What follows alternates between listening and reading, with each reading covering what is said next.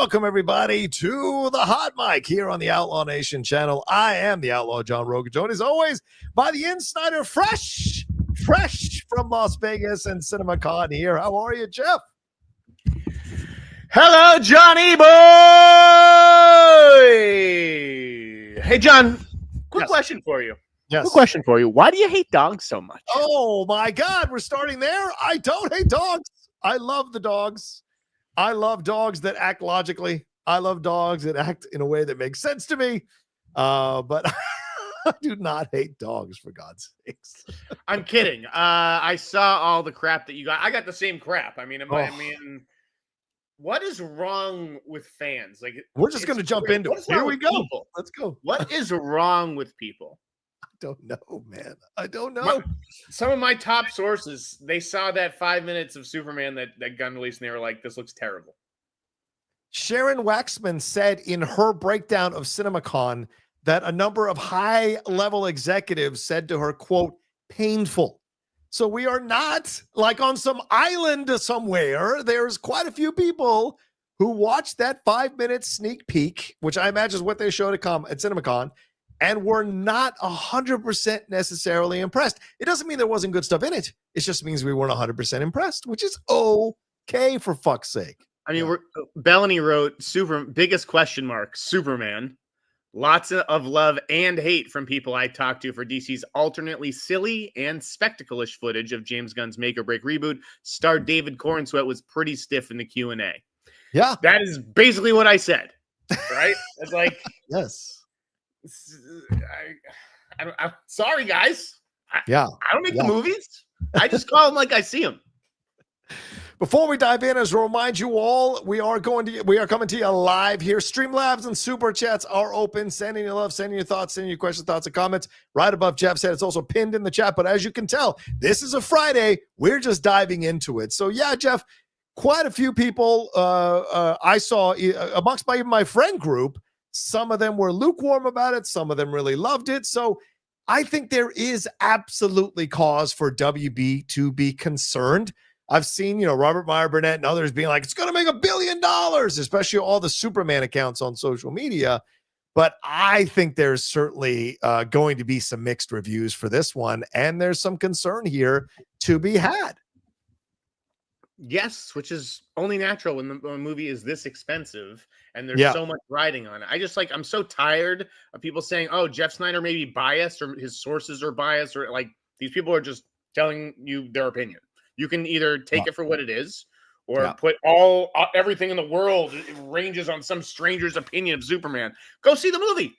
I think it looks fine. But we're seeing such a slim portion of it, and it's so much of the energy of it is focused on the dog that it's like, that's not what I want to see Superman for. Yeah, that's my concern, to be honest with you, especially the more James Gunn talks, right? He told THR that I am Superman. He basically said, Superman is me. I've been that outsider who's trying to fit in and what have you. And then he has based KRYPTO on his dog. That means, because I had a friend of mine say to me, well, you just don't like Silver Age Superman. No. I may not like James Gunn's version of Silver Age Superman. And if he's going to bring his own personal dog's behavior into the behavior of KRYPTO so that it can be more personal of a movie, then I've got every right not to necessarily like that approach to KRYPTO. And it's okay. But people are, these Gunn people are becoming Sneider bros, man. The things that they have hated, they are becoming, right? What's that great line in Untouchables? I've become what I beheld, and I'm content that I've done so. And that's what it seems like what's happening with these Gunn bros, man. They're getting so toxic because God forbid anybody not like their Superman. There's something wrong with them and their opinion, not them and their opinion. It's crazy. Again, I think this movie will be fine. I think it'll perform fine, but this isn't the second coming. Everybody fucking relax. Yeah.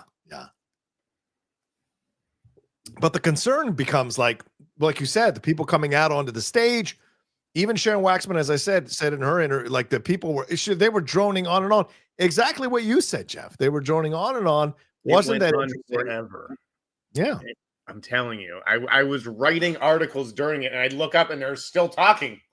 Yeah. That is not how you sell Superman. Okay, you don't trot out David Cornsweet to go pretend he has the magnetism and charisma of Christopher Reeve.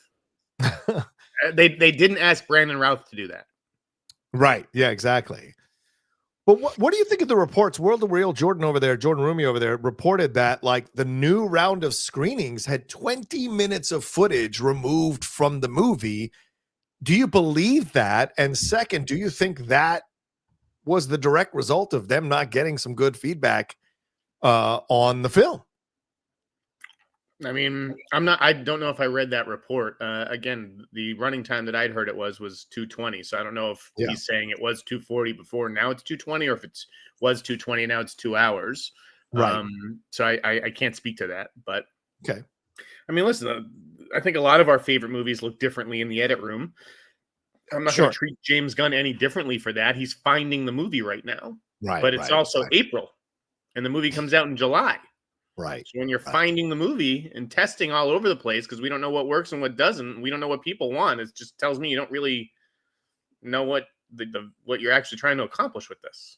Right. And just to answer your question, this is Rumi's report. He says, it also sounds like Gunn, no doubt due to studio feedback, has now shaved off some 20 minutes from the previously screened cut, which occurred back in March. The film now has a runtime of just a little under 2 hours. So 20 minutes is a lot to cut out. So really 2:20, and then they're talking about an under 2 hour cut. Wow. Yes. Interesting. Yeah. I mean, that's, is Warner Brothers getting, and look, I mean, Luca and Abdi are on the other side, right? The Luca and Abdi. So I'm sure they'd have nothing to say about this movie, right? And where it's going. But from what I've seen, a lot of the analysis is that Warner Brothers is the one who was the worst presentation of the week. Do you agree with that, Jeff, with the Luca and Abdi stuff, and with the way the Superman panel came out? Would you say that Warner Brothers has kind of fumbled the ball here and is in some trouble? No, I mean, I wouldn't say that. I think it's made some weird bets, right? So maybe in trouble from that point of perspective, as far as box office goes. But again, it's not my money. So am I there for Paul Thomas Anderson's Leonardo DiCaprio movie that almost definitely cost the $175 million that I said months ago? Oof. I got shit from the studio for saying 150 a few weeks ago. Yeah. I remember that. Now THR is just being like 160 and probably higher. So I'm going to go back to that original source of mine and say it was probably 175, which is a crazy amount of money. Yeah. It's not my money.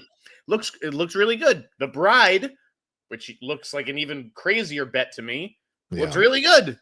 I mean, that trailer is wild. Wait until you see that footage. It looks really super cool. It's just a matter of, can we sell this? I mean, I'm looking right here under a Drive poster. Drive is super cool. How much money do you think Drive made? Wasn't that much. Right. Yeah, well, I mean, it's an interesting situation because Coogler, Sinners is about 14 days from coming out. Is that correct? We haven't even gotten a screening yet here in San Diego. You're not the one who's going to blow it. I mean, look at. I mean, come on. I'm sure it's very good, but what is the point of this with the studio? Who does the studio think that they're fooling with these first reactions, which are always good? The first reactions to Wonder Woman 1984 were good. Yeah, that's true. So when they invite me, someone who's discerning and someone who know, not that I'm saying these people aren't telling the truth, but someone who is telling the truth, you don't have to question it. Yeah. Then we'll see what's what. Yeah. It's an interesting situation. Yeah, I mean, like I said, 14 days out. He did a video message and apparently revealed almost nothing about the movie other than something to do with bluegrass music. Were you in that present? Did you see anything that came out of that presentation for Sinners that excited you about the movie more than you already were? I don't even, again, I was very busy during the Warner Brothers presentation, but I don't remember a whole lot with Sinners because it's coming out in 2 weeks. So I don't think if they really had to worry about selling it to theater owners, it's already sold, Right. Fair point. What about Paramount? What was that experience like, Jeff? Were you in the room for that one? Tom Cruise coming out? I was there for all of them. Okay. I heard a little tidbit. I don't know if it's true or not. Okay. But you had Tom Cruise there. Yes. Who was there a few minutes earlier? I don't know. I wasn't there. Glenn Powell. Oh, yeah. I'd heard that there and Tom spoke for a half an hour about Mission Impossible, too. Yes. I'd heard that maybe there were plans to do something with Top Gun 3, but that the death of Val Kilmer, it was like, this is not the right time or place for this announcement. So what you suggested the other day that could have come about, you're saying it didn't come about possibly because of the death of Val Kilmer. Yeah, and I don't know that for a fact. That's just the rumor, and again, it makes sense. Like it makes sense that they wouldn't have done it the day after Val Kilmer. Like where it's just like this is not the right timing. Because I do think that Top Gun 3 is a real priority for them and for Cruise and for everybody. And not to mention, he spent 30 minutes basically, effusing praise, heaping praise upon McQuarrie. Like I said, guys, don't be surprised if not that McQuarrie is like going to direct, because I don't know if they'd bring back Kaczynski or what, but don't be surprised if he wrote Top Gun 3, if he came in to write a new draft. Because didn't he script doctor Top Gun Maverick, right? I mean, I'm sure he did. There's nothing Tom does that doesn't like pass through McQuarrie's hands, basically. Right. Not that I'm saying the Alejandro Iñárritu movie necessarily did, but on the stuff that Tom has some measure of control over, I imagine that he's going to show it to McHugh, and I think that Top Gun 3 will be the same. But nonetheless, we didn't get that announcement because of the Val Kilmer thing, and I understand that. Tom did. He led a moment of silence, which I thought was really beautiful. Yeah.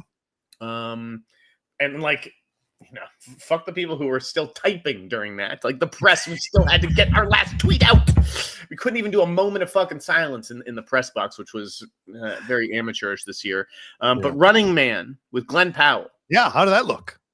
Wow. Really? Look great. Wow. Okay. Dude, he is such a movie star. And the camera loves the guy, okay?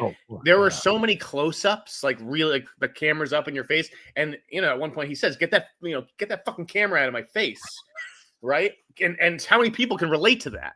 Yeah. But the camera loves this guy, and I'll tell you who needs this movie more than anybody is Edgar Wright. Oh, okay. And he is coming off what I thought was a train wreck in Last Night in Soho. Oh, yeah. Okay. I did not care for that movie. This looks like such a hit, and I'm so happy for Edgar because I think this is like the movie that he fucking needs real bad. Yeah.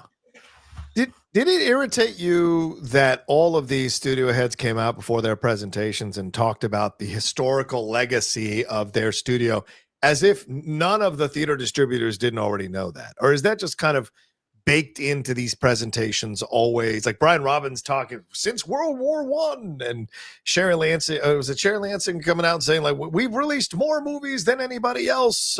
These things, like, is this all just for rah-rah show? Like, what is the point of all of that if you already know the history of these studios? I mean, that's to show you we've made great studio. Not that like they were around in the 30s and 40s, greenlighting Wizard of Oz and shit like that. But yeah, that is what all these studios do. And I mean, the one that actually seemed to matter, it was like the Amazon MGM stuff, right? Because MGM has such a rich history, but this was Amazon's first presentation.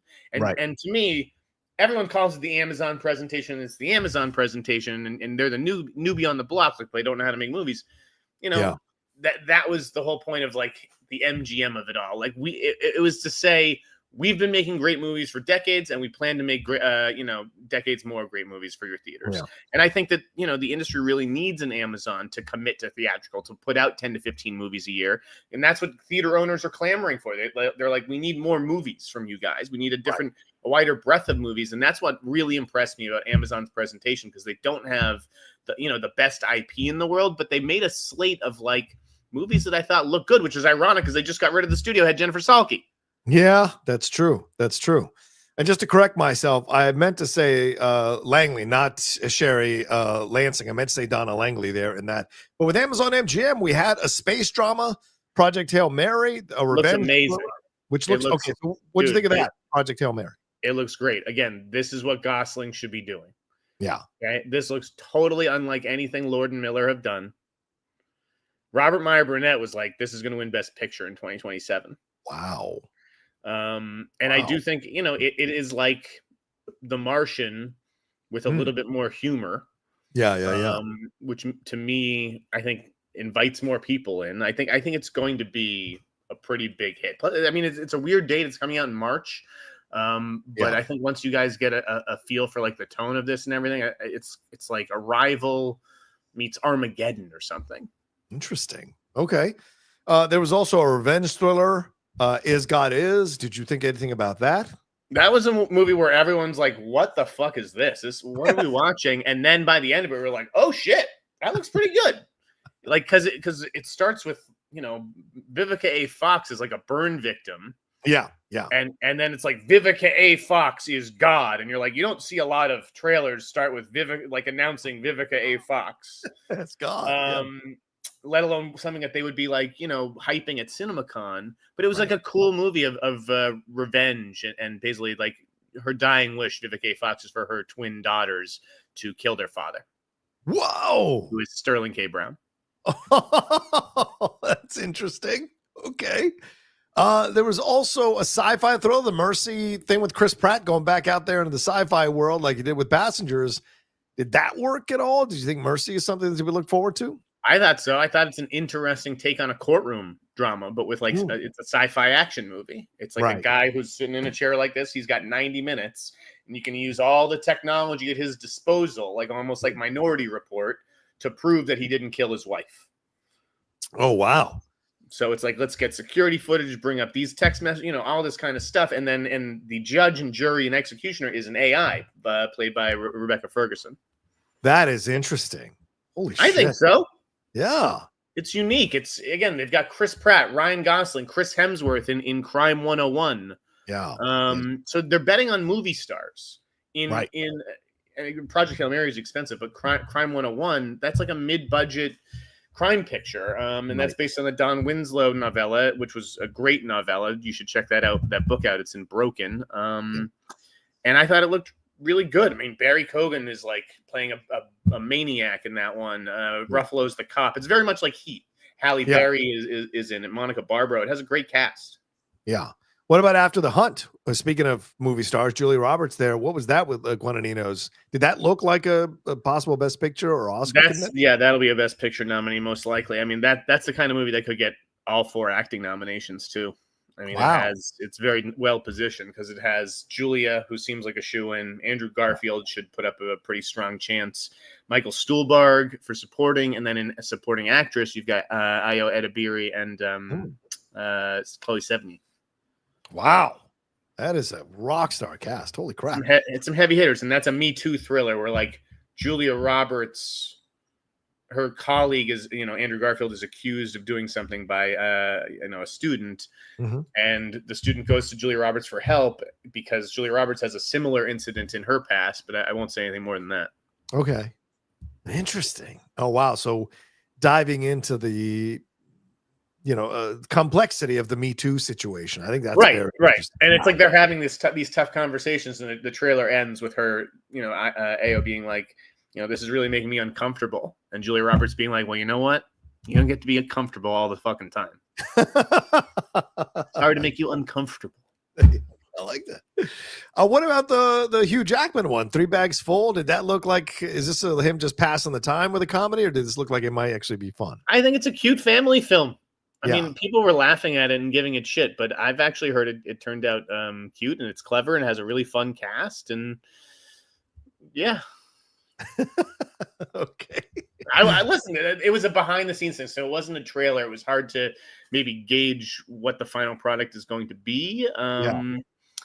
This isn't a movie designed, it's not a Hugh Jackman movie like the way that we know. You know what I mean?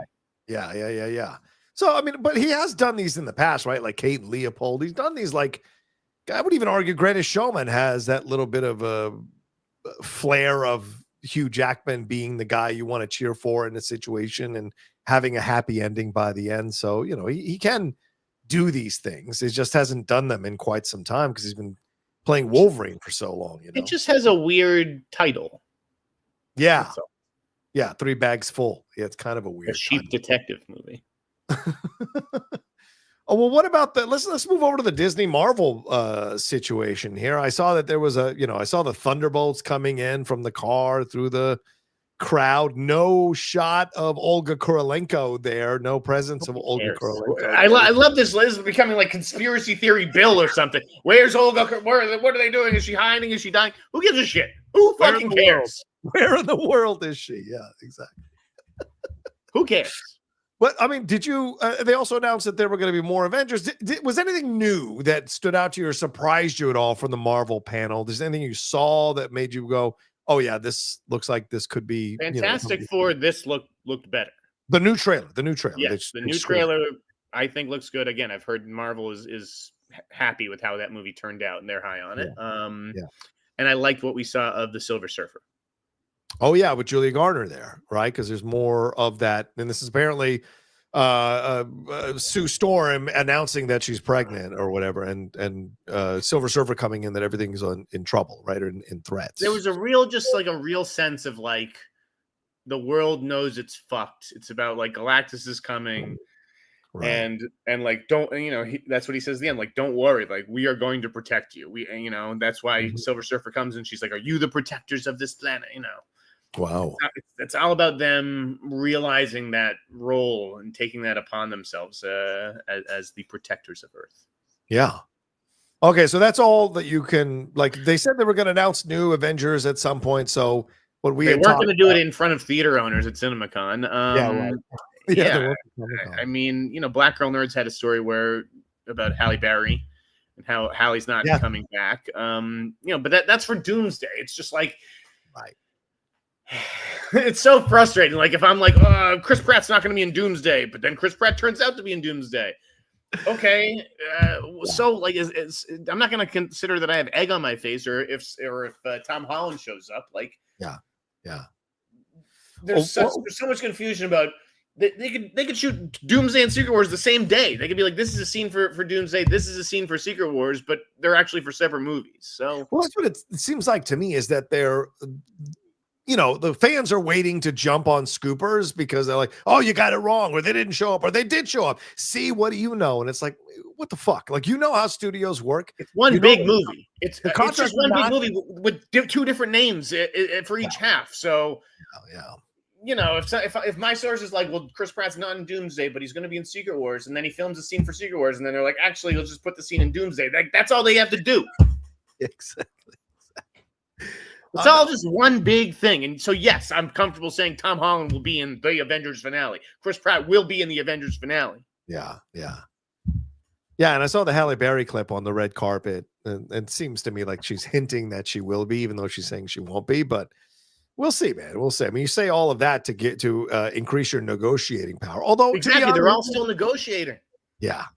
But I mean, given some of the results of Halle Berry's latest offerings, I don't know how much she had leverage she has to negotiate a good rate, to be honest with you. But who knows? Does Halle Berry put butts in seats? If we're going to pay her millions of dollars to be in this movie, does this gross rise a few $1 million by doing that? Like, that's what I was frustrated about when I was reading the story about Carrie Coon, and I retweeted that story, quote tweeted the story, and was like, I get where she's coming from. You pay me more because Infinity War made a lot of money, but you weren't a big part of Infinity War. And so, you know what I'm saying? I understand you want to get your money, but it's not that big of a deal to pay you. She didn't want to get her money. She didn't want to come back, period. So that's what you do when you don't want to come back. You say, "Pay me $1 zillion." And they're like, "Nah, we're good." And they're like, "Great. I don't have to do this. Goodbye." This is not Carrie Coon's wheelhouse, doing Marvel movies. That's not her jam. So, yeah, so I was confused by the comment that why would you shit on Marvel? Like, it just seemed like an odd thing to put out there. And I get it. She's riding high on the White Lotus fame. She's getting into battles with Meghan McCain on social media. It's not shitting on Marvel. It's being honest. That's what it's called. Yeah. Well, be honest is saying I didn't want to come back no matter what there. So I asked for a lot amount of money so that I would never come back. That's being honest. But she's making it seem like they don't even need her there. They used her. Right? The character's in the movie, but they don't need her. Yeah, exactly. It's all fucking gobbledygook. It's CGI gobbledygook. Gobbledygook. Great. Oh, you're not going to come back? We don't have to pay you millions of dollars? Great. We're going to put Approximate Midnight in the background of a scene. Everyone will still think she's in the movie. Yeah, exactly. You had nothing to do with it. Exactly. What about Lilo and Stitch? Anything you want to say on that, or the Freakier Friday stuff? You want to kind of gloss over that? Anything you want to say? I mean, Baloney tweeted out, "I've been here too long," when the Freakier Friday stuff was up. I mean, Chad Michael Murray looks better than I thought he would at this point, I would say. And with Lilo and Stitch, I mean, that is not for me. That's seems very annoying. But I did think it was clever that they had like Stitch interacting with other Disney brands. And I don't know if that's going to be in the movie, but it was like Stitch in a Marvel movie, Stitch in a Searchlight movie, you know, all that kind of stuff, which was clever. But you know, that may be a CinemaCon exclusive. I don't know. Okay. What about the Tron stuff? There's a new trailer dropping tomorrow. Tron looked cool. Yeah, Tron Ares. Yeah, I thought it looked cool. I mean, it was a lot of fucking like lasers, and you know, you can tell right away you're in the world of Tron, even if there's like no grid. But it has a 9 Inch Nails score. Like, listen, I'm sure this movie's not going to be amazing or anything, but it's a Tron movie. You know, it does what Tron movies do. What was the other movie that you just said? Oh, I said Freakier Friday, but I don't know if you want to. Elio didn't do anything for me. Elio, I'm like, this just seems. I need more simplicity, I think, to my children's movies. And Avatar. Yeah, Avatar Fire and Ash. The really extended sequence there. Tough to bet against James Cameron. I mean, these are 2 of the top 3 biggest movies of all time, but yes, at some point, the world is going to fall out of love or wonder with this world, right? That's why we're like, that's why we all went to the first movie. We're, you know, what is this? And the second movie's, what's the other corner of this world? I don't know that you can just keep showing us different corners and worlds and races and that kind of stuff, and it's going to have the same thing. So it all looked like a video game to me, and I don't know if that, you know, because the high frame rate or whatever, I'm just like, this doesn't feel real anymore. There was something missing from it. Yeah, I wonder if we're veering into, and listen, I'm not making a one-to-one comparison. So for anybody who's ready to lose their fucking minds, I'm saying like we're venturing into Michael Bay Transformers territory, where there's a very real possibility that James is going to do so many of these films that they eventually start to underperform or start to not match the height, just like with the Transformers films with Bay or Jurassic. Or Jurassic, right? But Jurassic's still making $1 billion. Those 3 movies all made $1 billion. It is really less, but like with these Avatar films, there after this third one, maybe it starts to become 1.5, 1.3, 1, you know, that kind of thing, because people are losing their taste for it. Because I mean, I feel like there's only so far you can extend that story out where it becomes a little tedious. The other thing is like James Cameron, though, you can't doubt him. You know, you can't, but no one bats 1,000. Right. And that includes Nolan. Like at some point, Nolan's got to make a movie that underperforms. I don't know if it'll be the Odyssey, if he's, you know, or if he'll buck the odds again and get people to go see a movie from the mind of Homer. Right. But at some point, everyone, you know, throws out one turkey. Yeah. I mean, look, I got people are like, don't bet against. I get it. Don't bet against Cameron for sure, 100%. Yeah, I'm not going to bet. But I mean, it's not like this premise is like incredibly complex and really layered and nuanced. It's a pretty simple fucking premise that he took that has been done in other movies before. He's been extending it out by fleshing out these worlds, but then you're getting like the fire and the water and the earth and the this and then that. And then eventually I think it's going to outstay its welcome, to be honest with you, you know? And obviously Avatar was like visually like groundbreaking. And then there were, you know, real advances between the first film and the second film as well. Like, you know, Cameron was pretty loud about that. He's like, this second movie is even better. It looks even better than the first movie. Right. Haven't heard that on the third movie. There's no visual thing to me that's like, and we've done it again, you know? Yeah. And also the other part of it is eventually you're going to have to kill off Zoe Saldana and Sam Worthington. So who are you going to get to play the kids down the road who are going to be leading the other installments? That's going to be curious to see as well. You got Kate Winslet for the second one. Who are you bringing in for the third, fourth, fifth? You know, it's an interesting situation when you look at it. And just my opinion. So no, I wasn't. That's not the stuff that blew me away. Like, I'm pretty pumped for like Predator. Yeah, I was just going to ask you about that. Predator Badlands. What do you think of this? Elle Fanning came out, presented it. What do you think of the footage? What do you think of what we got? And of course, you broke the story about the animated one, Killer of Killers. So talk about all that, Jeff. I'm trying to think of how much I can say if this is the place for that rumor. I thought it looked good. You know, Elle Fanning kept going on and on about how there's a big twist in this, and it's something unprecedented. I don't think it's very tough to figure out what she may be alluding to. Yeah, I'm sure I'll get into that soon enough. But well, people have said it's already. They reported it today that it seems like it's being told from the Predator's point of view, and that he's a hero and she's helping him. So that's been reported on social media. So yeah, no, that's not what I'm alluding to at all. Oh, okay. It looked. I think it'll be good. I like Trachtenberg. Like, I have faith in that guy. And then, but they didn't mention the animated movie, which I announced on Christian's podcast will be called Predator Killer of Killers. I thought that was going to be part of the presentation. I don't know why it wasn't or when we're going to get that. But if we're getting Badlands this year, I assume they're going to do an animated movie in 2026. Right. What about the Bruce Springsteen stuff? How did Jeremy Allen? Is Badlands this year? Is Badlands this year? Let me see. I think it is. I think it's October or November or something. So. Right. Okay. Yeah, November 7th. Sorry, 7th. Go on. What about Springsteen? What about Jeremy Allen White as Bruce Springsteen? Jeremy Strong being up there. Yeah. What do you think? Great. I mean, to me, Bruce. I grew up on the East Coast, and all my buddies, they don't listen to new music. Okay. I was the guy who loved Radiohead and stuff like that when we were growing up, and they're like, dude, we still listen to Bruce Springsteen. And that is still like the concert that everybody goes to and everyone will shell out big money for. Bruce is an idol where I'm from. Yeah. And I think he is up and down the East Coast. Yep. And I think this is just going to be much bigger than Bob Dylan. I don't know if Jeremy is going to be on the verge of an Oscar like Timmy was. He may have to pay his dues a little bit more, but I think you can easily pencil him in for a nomination. Same with Jeremy Strong. I think this is going to be great.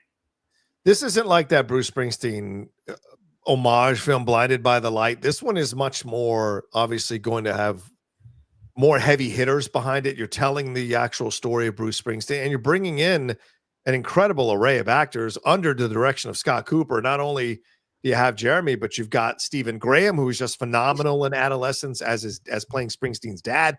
And apparently he's been telling a few stories about how Springsteen came up to him and said, you essentially became my father on set. And there's video of them hugging each other. Gabby Hoffman is playing Springsteen's mom. Odessa Young is in this thing, but also David Krumholtz, which is great. But Paul Walter Hauser, who you got a chance to interview on your Sneider website there, Jeff. What was that experience like, and did you talk to him about the Springsteen stuff?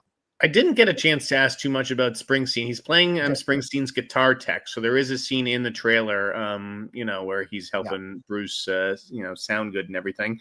I thought it was a really good interview for 15 minutes. Plus, I didn't see I was getting him until 20 minutes before the interview, so I had 20 minutes to prep for this thing. But I have followed Paul's career pretty closely since the beginning, and we had a great conversation. I hope you guys read it because he is legitimately the first actor in a year and a half. To do an interview with the Sneider newsletter. So props to him and his team for letting him do it. The whole thing with the Bruce thing is it's mostly Jeremy Strong talking, I believe. And he's telling a story about how when Bruce was a kid, there was a hole in his floor. Okay, in his childhood bedroom or something like that. Yeah. And he's and so, for me, this album, it's all about Bruce repairing that hole in his floor and repairing that hole in himself. And once he has repaired that hole in himself, he's going to fix the world. Whoa. I think it's fucking cool.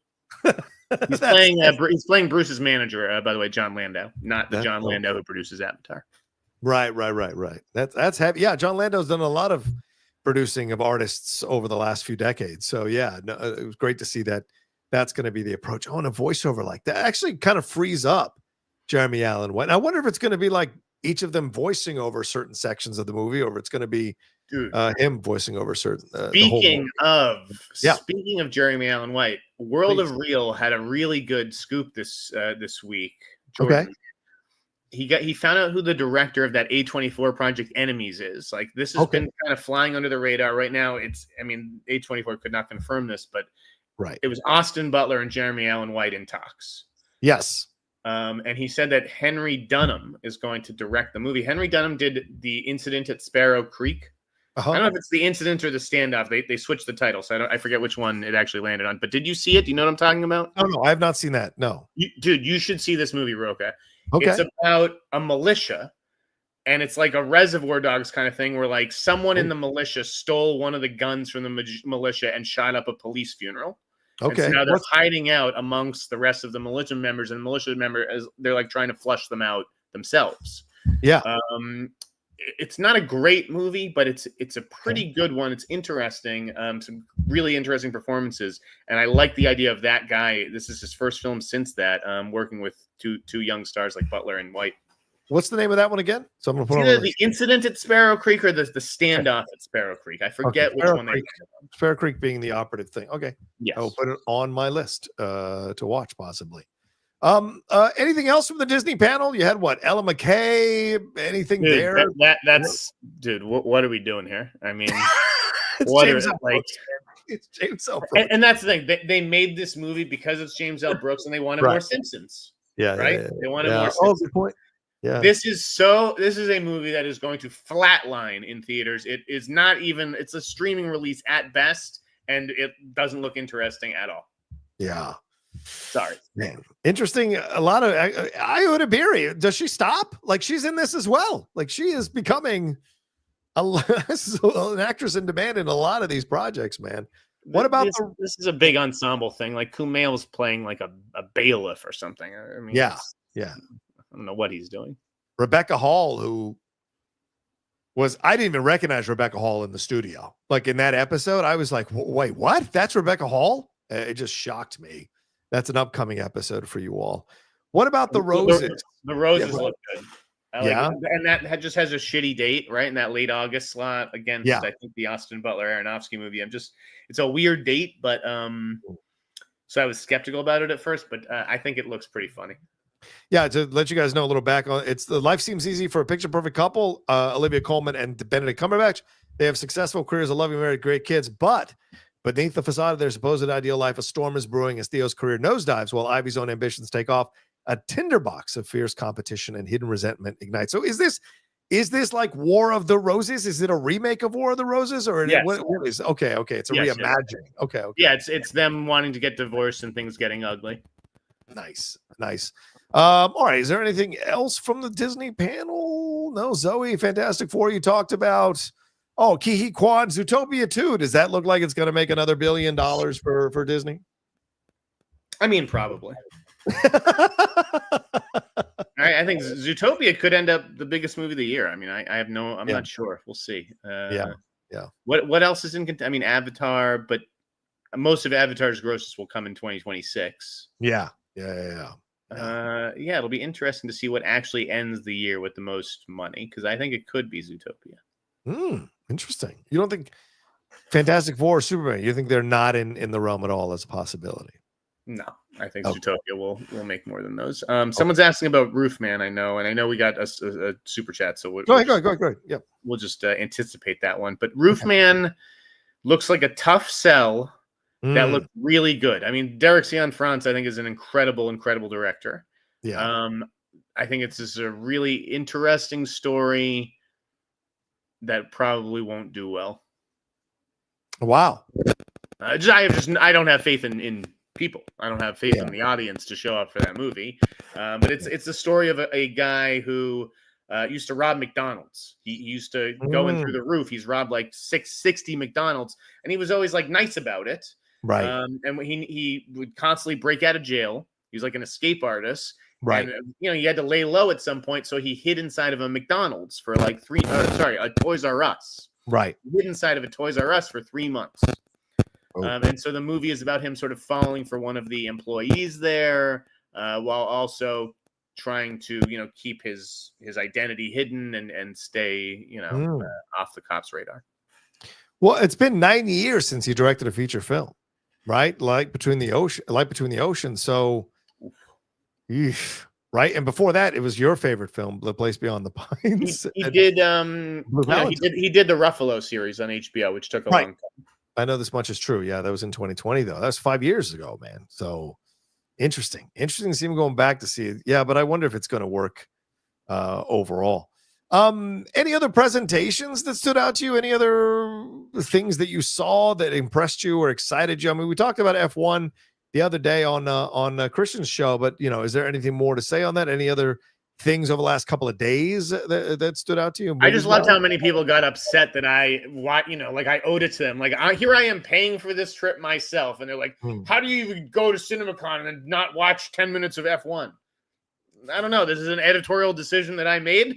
Don't question my fucking decisions. A very weird thing for fans to get upset about, as if I owed them my thoughts on 10 minutes of a movie. Naked Gun, you guys have seen the trailer for that now. Yeah, what did you let's think talk of that? about that. Yeah, I loved the trailer. Listen, I did not want to see this. I'm like, nah, you're not going to replace Leslie Nielsen. I love Liam Neeson. He can do comedy. But then the trailer happened, and that was genius. A minute of genius. So I'm in, brother. I'm in. I mean, the OJ Simpson joke, for God's sakes, the OJ We got like an extended look at it, and I think it looks very funny. I mean, it's really obviously playing on Liam's whole persona. Yeah. I love the dad gag that ended with OJ. Like, that crushed in the theater. That absolutely crushed.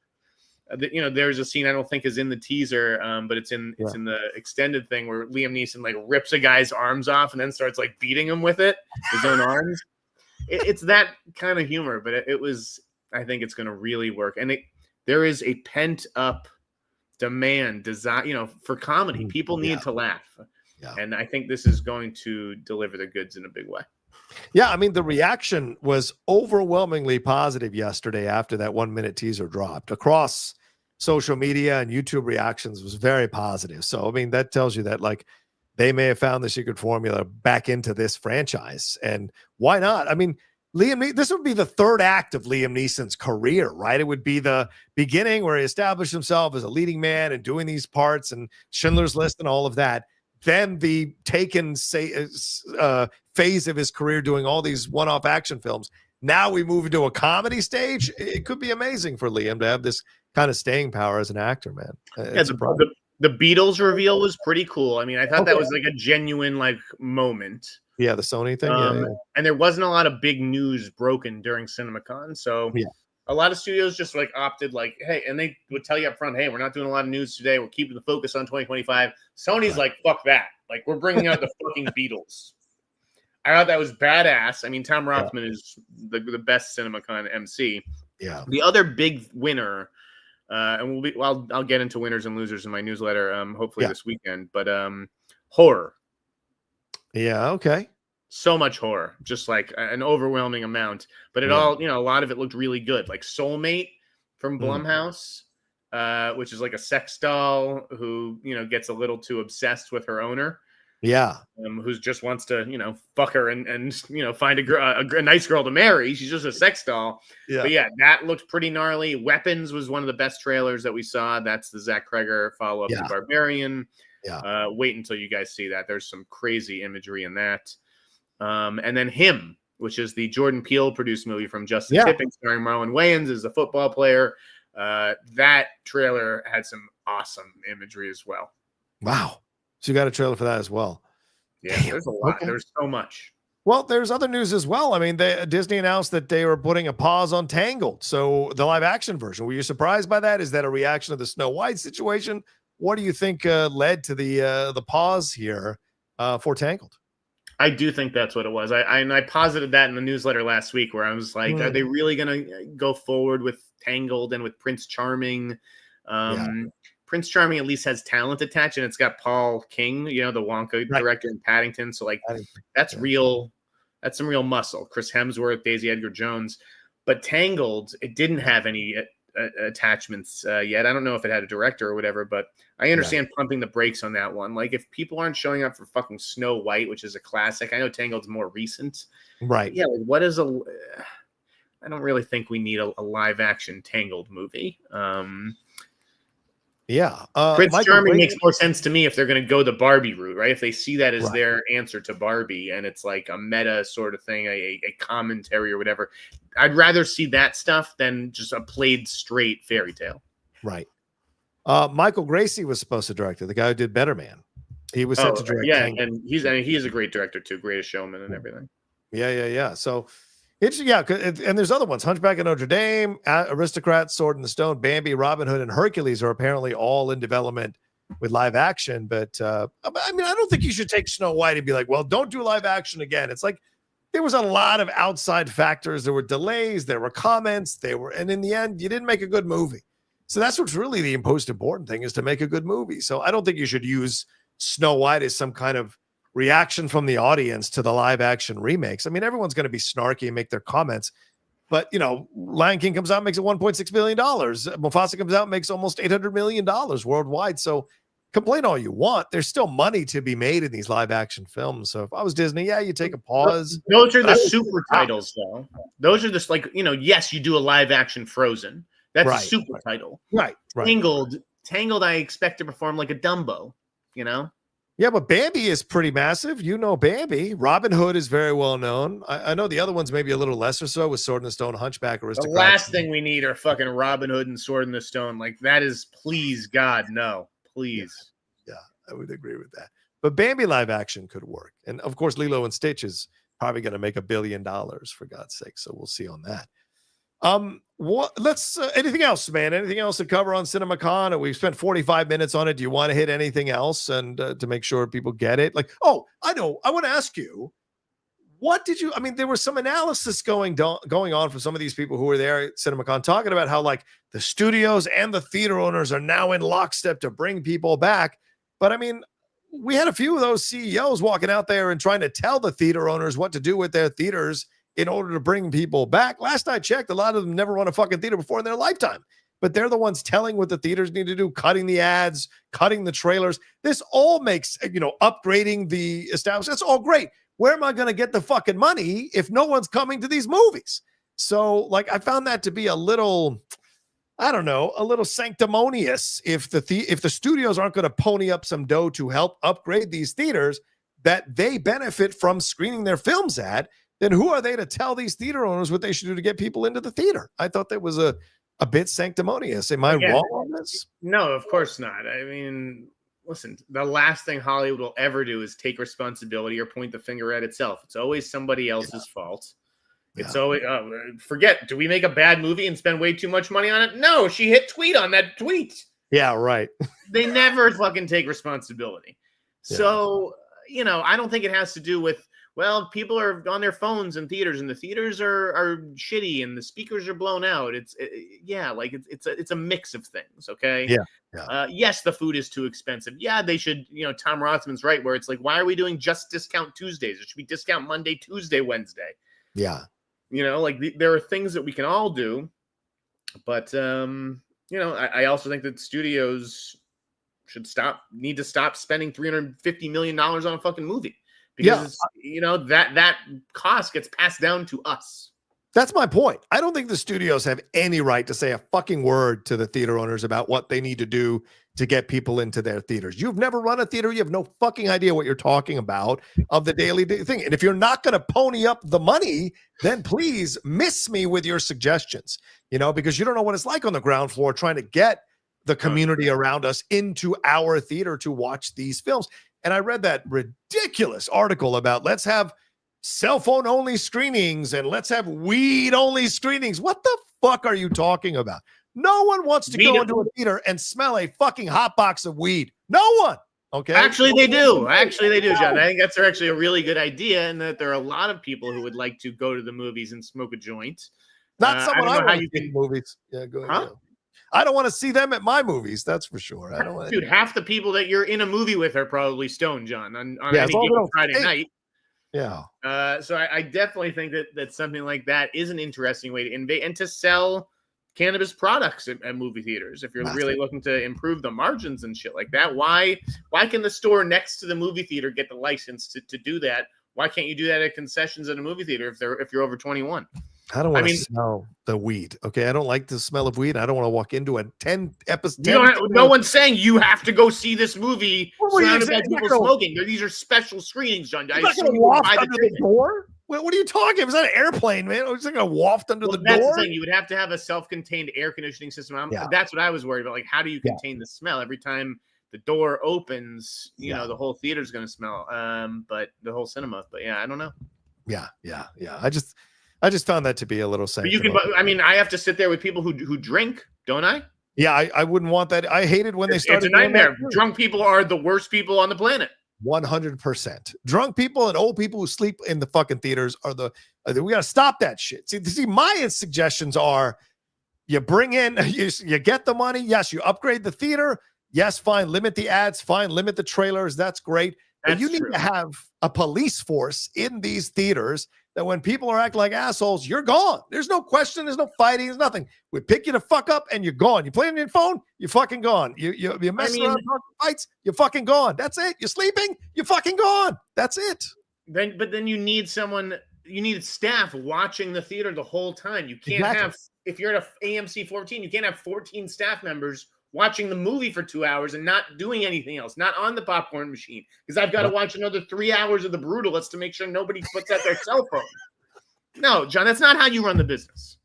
I'm saying if I was president or an executive order, all these people who can't find jobs, I would give you the job. Manners. People can't be taught manners. No, that's true. But you're right. Everyone thinks that they're in their fucking living room these days. I think it's things like, yes, there are way too many ads and way too many trailers. Why do I need 25 minutes of trailers? It's ass numbing. These theaters also need to strike deals with the landlords so that if I'm going to the movies and I'm getting a validation from the movies, I don't want to pay $5 for parking or $10 for parking. Okay. I'm fucking here. I'm leaving my house. You should be lucky I'm here at all. Yeah. So they have to pay the $5 or $10 extra every time you go to the movies. It's annoying. Yeah, I don't disagree. But I tell you what, I would pay extra if it, like with the ArcLight. I never had a problem paying $23 or whatever it was for a ticket, even with IMAX. I think the 3D or IMAX or whatever there was the 28. Never had a problem because the ArcLight made sure you were there to see the movie. You got 3 trailers, no commercials, and you were there to see the movie. Now, the ArcLight did go out of business. So, I mean, you know, it's another way to look at it as well. But there seems to be, I mean, there's actually a thing next week outside of the ArcLight. It's going to be a protest. Wow. To try to get Decurion to open this thing back up because it just seems like they don't have any interest in it. That's crazy to me. Yeah. And Clarissa, yes, in LA, in certain places, you pay for parking. Absolutely. I did realize that. Like in Boston, if I'm going to movies, I'm not paying for parking. But in LA, I have to bitch about it on this show. Yeah, San Diego, I don't pay for parking down here, but in LA, I had to pay at the Grove, I had to pay at the the ArcLight, the Americana. You pay almost everywhere you go to a movie theater. Yeah, that's the shame about living in LA. Yeah, exactly. You make all that money. Jackson says, "I'm late here. Rocha hates Gun. That much is clear." It's so stupid. People are so fucking stupid. It does astound me. Like, I'm a James Gunn fan. I've been watching James Gunn movies longer than some of these people have been alive. Yeah. I'm on the record. Really like Guardians. Really like Guardians 3. And I like the shit that Gunn made before he even touched Marvel movies. Okay. Right. So I don't know why anyone thinks I'm rooting for him or for this universe not to work. It's that I don't like what I've seen so far. I don't like the decisions I've seen. I don't like a lot of it. So I'm going to say it. I don't care. I'm not here to pander to fanboys. You couldn't believe how many fucking people. You read a comment section on Christian's YouTube? Oh, my God. Oh, I didn't. Oh, on us. Yes. Horrific. Yeah. Horrific. A lot of people caught up in their feelings and crying and bitching and moaning and whining. And we were just doing a regular show and they got all kind of caught up in their feelings because they want to be stroked in their tummy, stroked in their hair, patted. They want all of that stuff. And it's like, we're just giving you the real truth about what's going on there without having to deliver it behind like filters or whatever. It is the truth of what we think about. My newsletter is for industry insiders. It's great if the fanboys want to read it in the hopes of getting comic book news or my insights on comic book movies. But I'm just being honest. Like, I'm trying to write this, for the industry. Like, that's why I talk about execs. It's not necessarily for the people, quote unquote.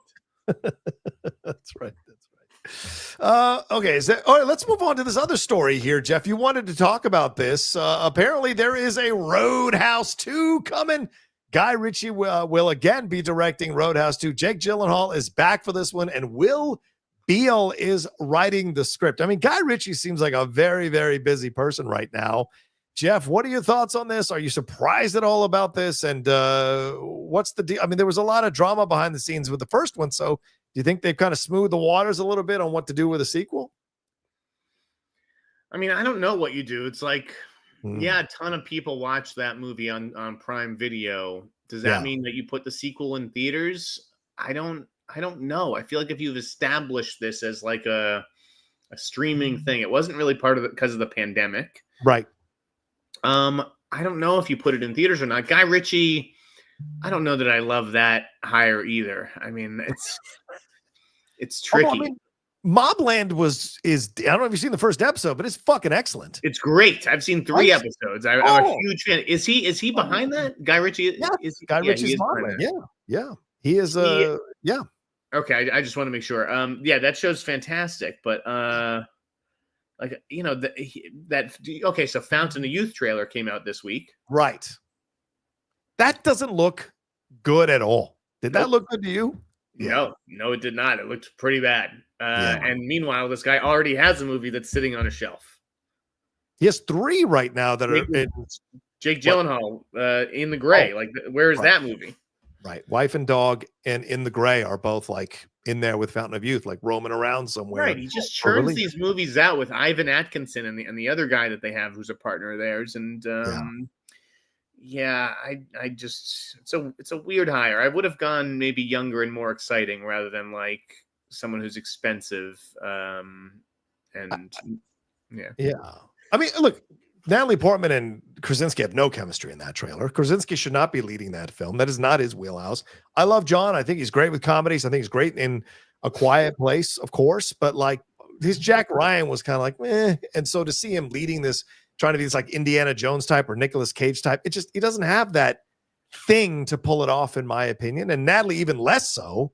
And, you know, the worst parts of them as actors you can see in the trailer. And even that stupid moment about the cat in the bag, keep the cat in the bag. Oh, you let it out, the cat in the bag. I was like, what kind of humor is this? So it was disappointing to see that. But then you watch Mobland and it is fucking excellent. So you just kind of wonder, man, you know, because I just saw Working Man this week. And I'm like, we're not that far away from Guy Ritchie doing a Jason Statham vehicle. Like, it's not as far away as it used to be. It's getting closer and closer. Yeah. Again, I realize Guy Ritchie maybe brings something to the marketing, but for Roadhouse 2, I just would have hired somebody younger and hungrier. You know. Yeah, I don't disagree with that. I don't know where you go because there was no sequel to it, so it's going to be interesting. And we'll do you have swaggering, offensive, convicted of sexual assault Conor McGregor back? I don't know if he will be back, but I think it would be a huge mistake to not bring him back. I thought he was fucking amazing in that movie. Yeah, I agree. I don't disagree with you there. Jeff, what about this Quentin Tarantino story, man? There was rumors that he was going to be starting to shoot this year, but now, according to a few reports here, he is not going to be shooting a film this year. What's actually being shot is that sequel to Once Upon a Time in Hollywood that he wrote and David Fincher is directing, so with Brad Pitt. So are you disappointed? Does it surprise you at all, or what do you? I mean, it surprised me only that like I'd heard it from a good source that Tarantino was going to get going on a movie this year, but I think that person clearly mistook. They probably heard something about Once Upon a Time sequel and Brad Pitt and everything. I just don't think that they knew about the Fincher of it, and I think that they maybe just made some sort of assumption about Tarantino directing, which I understand. Right. You know, and it's not like there's anyone I can call to confirm that. So, you know, I posted it. No regrets on that one. Okay. You know, my sources aren't going to shoot 100%. LeBron doesn't shoot 100%. Yeah. So I think that they were on to something. But yeah, very, very, very few people knew about Fincher. Again, you can even tell by the trades. They had no fucking idea. There wasn't any like, oh, we've been holding this and Jeff or the playlist scooped us on it. These people had no idea. They were totally in the dark. Wow. Yeah. And if you want to hear Jeff and I talk about that, you can go watch the Christian Harloff show from Wednesday. Yeah, we went deep on that. But again, kudos to the playlist. Yeah. What about this, Jeff? The Smashing Machine has been set for an October 3rd release date. Does this surprise you? Does this seem like they really think they've got something here, even though the early reports have said like The Rock's in a different movie than the rest of the movie? Do you think they still believe that they have some kind of Oscar contender or awards contender here to release it in the fall? I mean, I don't think it has to do with that. I think it has to do with UFC and the timing. It's all about selling this movie. This has always been about a commercial play for them. Dwayne Johnson, UFC, let's fucking make some money. If we get an Oscar, great. Yeah. And it sounds like it's not an Oscar thing at all. It sounds like it's, pretty weird or whatever, according to reports. Right. I mean, I was surprised just how quickly they were ready to go with that date, because that date obviously belonged to a little movie called Michael Jackson. Yes. And now, I mean, it's still technically on that date. Lionsgate hasn't removed it, but this is, I hate to say this because, I really love Lionsgate. This is just a huge PR blunder. Yeah. Like, what are you doing? What are you doing going out on stage with like that? And we have some things to say about Michael, and we'll tell you at another time. Why don't you just throw Chum into the fucking ocean and wait for the fucking sharks to come? Are you fucking insane? Yeah. I mean, that was an invitation to every reporter to be like, hey, why don't you guys come and find out what the fuck is going on with this movie? Yeah. So, I mean, the movie is almost definitely being split into 2 parts. Just like I said months ago, one of my sources was like, this thing is now at 4 hours. It's a 4-hour cut. I don't know what the release strategy is ultimately going to be, but I do think that you could get one movie in the early next year and one movie later next year. I think they could both be 2026, but then how do the awards work if they're 2 different movies? Do you spread them out over 2 different award cycles? Yeah. Or I don't understand it. But obviously Lionsgate has spent a fuck ton of money on this and needs to do everything it can to recoup money. And that's why they split the Hunger Games into 2. I mean, it leads to more grosses. Right. Only, if it's good, if the first half is good, if the first half sucks, then people don't show up to the second movie. Right. Well, but yeah, just a messy scenario with the whole Michael thing. And I could not believe that Lionsgate didn't have a plan or something to announce about that. Yeah, they barely mentioned it from what I read in the reviews of CinemaCon. They barely mentioned Michael. No, they did, but to mention it's like, to mention it at all, right? It spoke volumes that they obviously didn't. That they barely mentioned it. Yeah. What about 2 things? 2 things to do with 2 here. To swing back to Comic-Con real quick. Did you get a chance to see any of the Wicked 2 stuff? How does that look? Does that look exciting? Does that look like it's going to be the one that maybe even gets further, gets an Oscar possibly for Best Picture? What do you think of that one?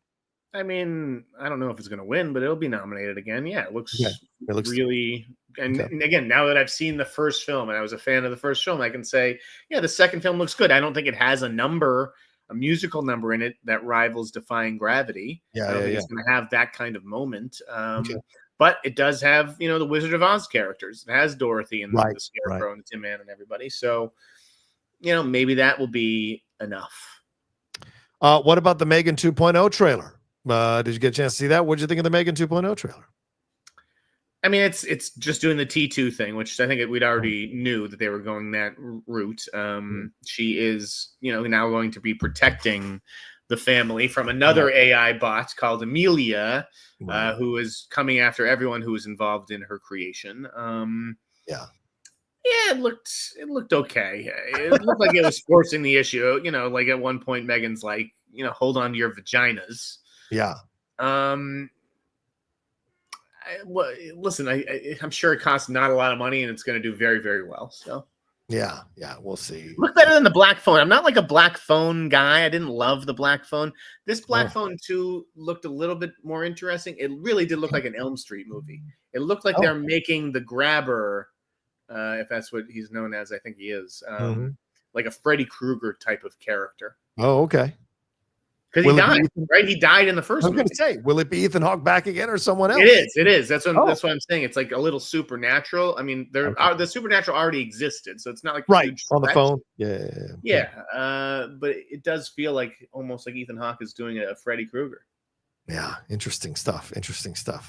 All right, is there anything else you wanted to cover? I think we've hit all the subjects we were talking about ahead of time. Jeff, is there anything more you want to make sure we hit or talk about? I mean, obviously, I broke the news about Sydney Sweeney doing Gundam.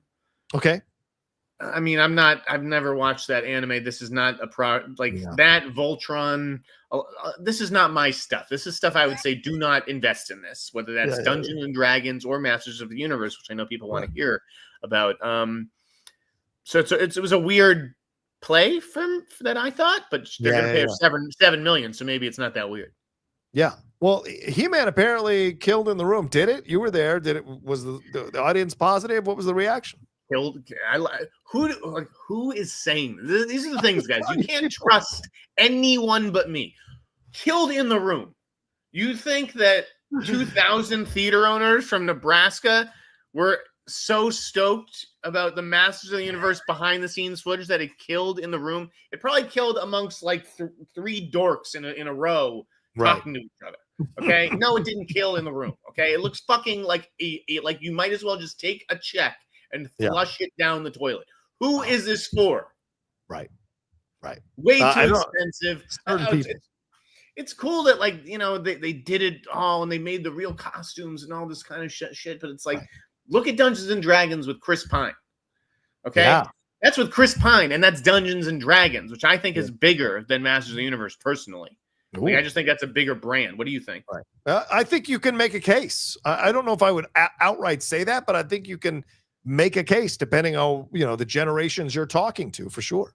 And to me, if that movie stalls at, what did it stall at 225 or something? Yeah.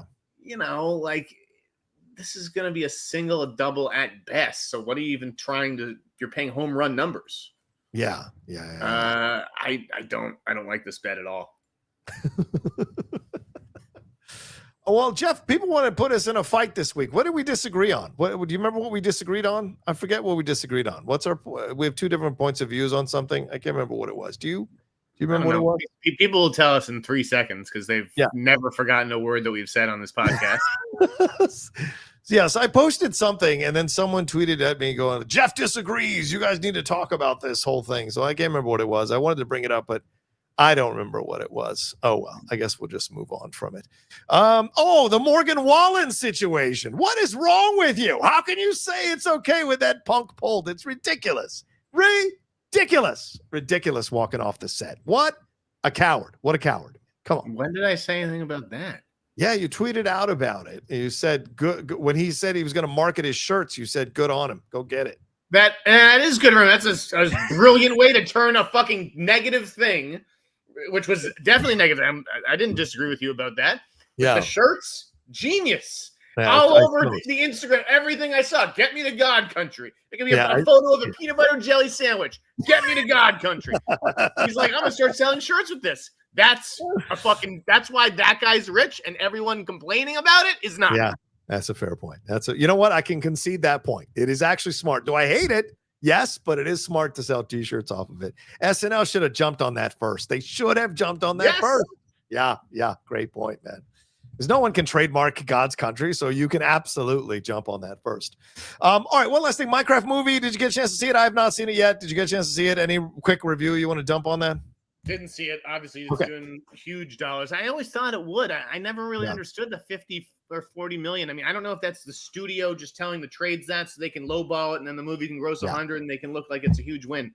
I know a lot of kids who are super excited about this. So yeah, $100 million is now the prediction, and it made 10.5 on the preview. So certainly it's leaning in that direction. Jackson Williams is walking off SNL as punk. Yes, the SNL of 50 seasons. Walking off the 50th season of SNL is punk rock. Maybe if you're 95, it's punk rock, for fuck's sake. Get out of here. I don't think he'll be back. No, he shouldn't come back. I mean, it's ridiculous. Yeah. It's ridiculous. It's a punk rock if you're a bitch. All right, let's move on to some questions. Anything else you want, Jeff, or shall we jump into these questions? Let's do some questions. All right, let's do it. Max says there's 5 wide releases set for July and 15 wide releases set for August. August is a dummy grub, but why is there no counter programming for July? Jeff, your thoughts on this? It's a fair question, Max. I mean, normally you would see some sort of counter programming against Superman or Fantastic Four. I think you're seeing that counter programming on streaming. Oh yeah, good point. I think that's where the counter programming lies. You're absolutely right about August being a dumping ground, though. Yeah. Ugh. Max Law says, any discussion for roof band footage? I think we did discuss it already. Thank you, Max. Gregory Dopp says, dogs act like that. People don't know. Love Jeff, John. People know. People know how dogs act. We've seen dogs jump on their owners. It's okay. You know, I mean. I owned a dog for 8 years. I've taken care of dogs. I watch my friends' dog. I've taken care of 2 pit bulls. Who didn't jump on top of me like that when I walked through the door? You know why? because we trained and disciplined the dogs. Now, it's not my responsibility that you can't train and discipline your dog so it jumps all over you when you've had a hernia operation. This is a different situation. This is a fantastical film. So you could have had the dog initially jump on him, but then realize what's happening, take that cape on its own without Clark having to throw it at him, and then take Kal-El over to the Fortress of Solitude. So to me, I just didn't like that instinct to keep it going for as long as they did. Yeah. The dog may only be in 10 minutes of a 2-hour movie, right? And he may be there to loosen things up. So that's right. 10 minutes of a 2-hour thing. What is that? 10%? Less than that? 8 or 9%? Yeah. In the marketing materials, if you get 5 minutes of marketing materials and the dog's in 4 minutes of the marketing materials, then he's in 80%. And that is what people are talking about. It's not, we don't like the dogs in the movie. The dog in the movie may be fine. But out of context, when you're showing a little chunk of it and it's all about the dog, it's like, well, that's not Superman. Well, and the frustrating part is people are like, well, it's going in front of a Minecraft movie, which is just for kids. It was shown at CinemaCon. It was put out for public consumption. It's not my job to go, that is not public consumption. That's not public consumption, just to be clear. Yeah. Well, CinemaCon is a private event. No, but I'm saying when the trailer released for public consumption on YouTube, that's what I mean. It was the public consumption there. So it's no longer about Minecraft or not before Minecraft. It's out there for everybody. But again, do you guys remember when we got, was there 5 minutes of Avengers Endgame attached to anything? Right. I don't remember that. Yeah. So you're starting to smell the panic and the desperation. Just a little bit. Yes. I agree with that. A little desperation. Goopy G, afternoon, boys. Jeff, I'm hearing great buzz from CinemaCon about Is God Is. What did you think about it? Have a great weekend, guys. I think you talked about it, Jeff, right? Already? We hit that. Yeah. Again, I'm glad Orion is giving opportunities to Black filmmakers and to tell Black stories. I think they need to be interesting like that and less about honk for Jesus, save your soul, or head a gobbler, which they did not mention with Tessa Thompson. It's like, I don't know who these movies are for, right? Yeah. Is God is the sort of genre movie that I actually think white people will show up for. Yeah. Owen Lanning says, support for the boys. Thank you. And shout out Steph Curry taking care of the Lakers last night. Dude is insane. I know Jeff knows from the 2022 finals. Yeah, that's right. Steph, 37 points there. Luka took that on the chin, too.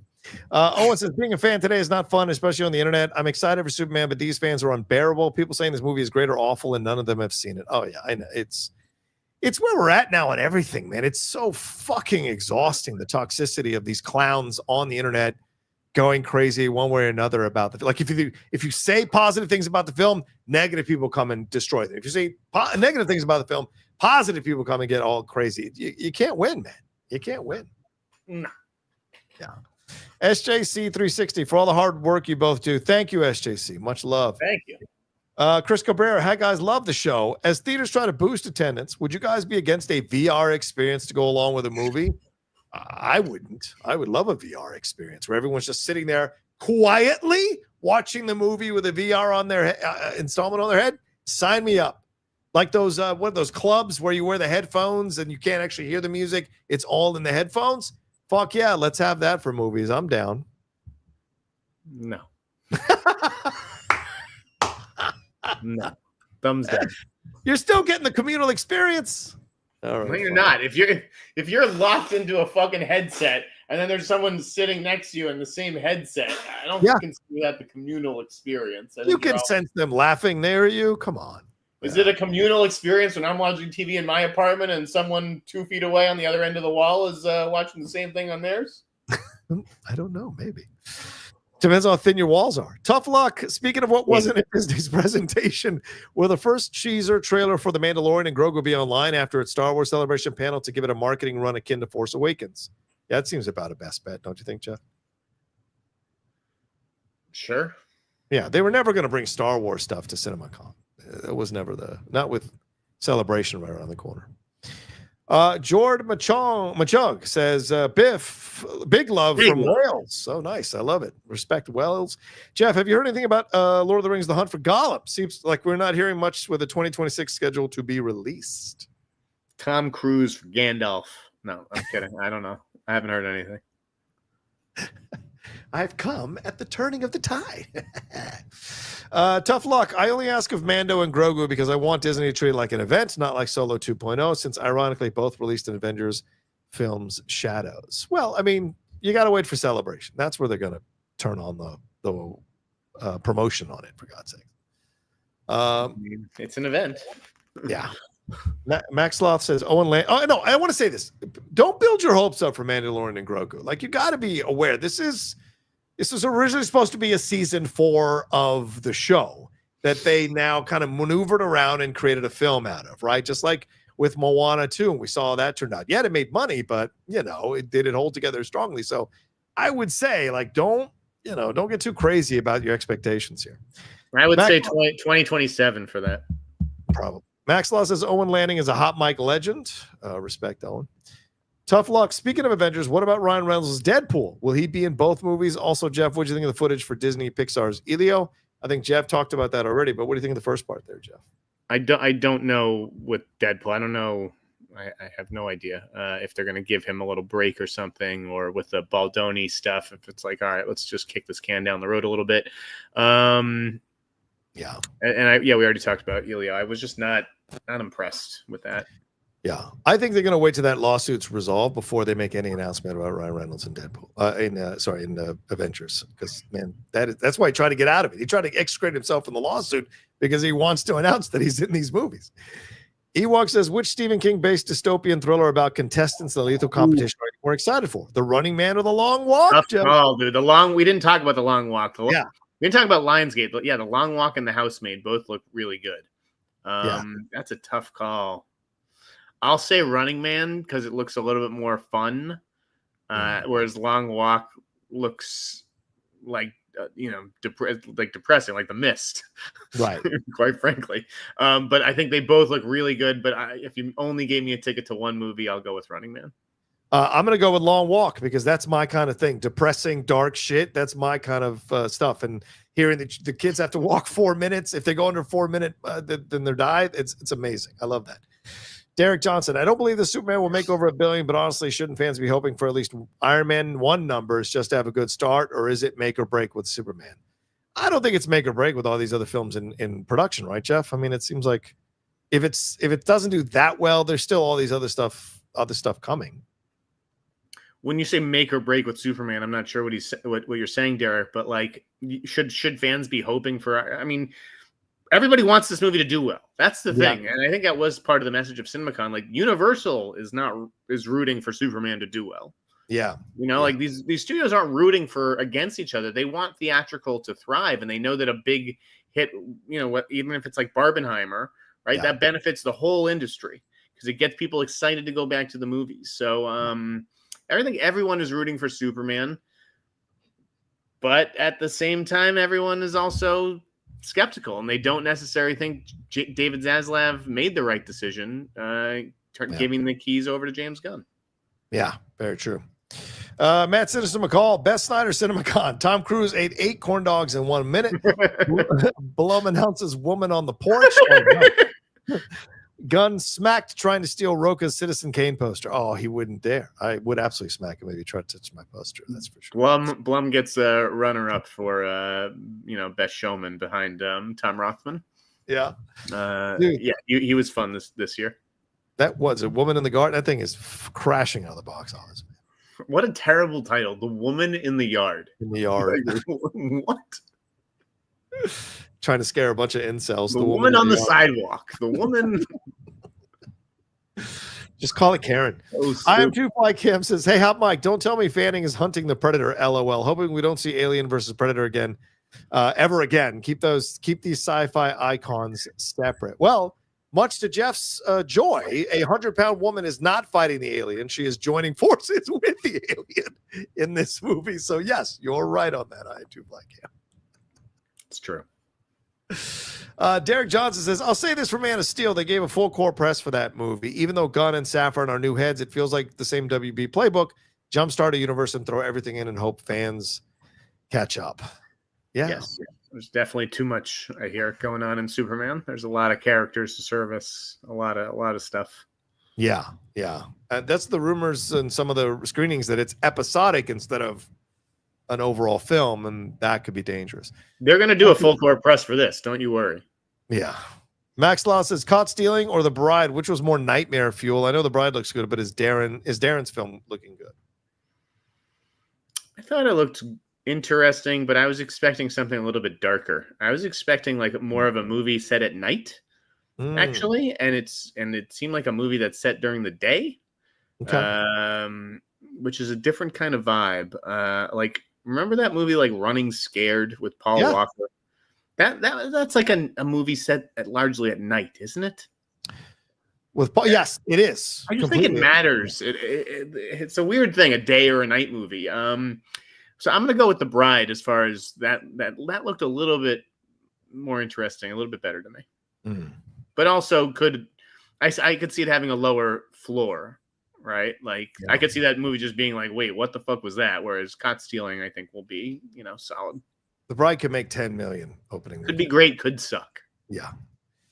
Samo says, thoughts on Strange Darling if y'all have seen it?